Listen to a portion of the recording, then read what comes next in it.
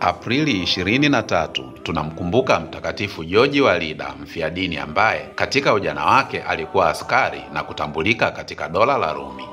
Lakini mfalme alipoanza kuwatesa Wakristo, George alimkemea mara moja kwa ukatili wake, kwa ukali na kwa uwazi, na akatangaza kujiuzulu.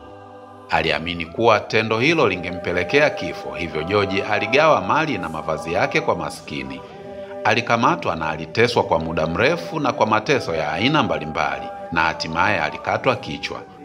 Kuna hadithi kadhaa kuhusu George kupigana na joka kubwa, akipambana kuokoa maisha ya baadhi ya watu waliokuwa hatarini kudhurika na joka hilo, hivyo akafanikiwa kuwaokoa watu hao.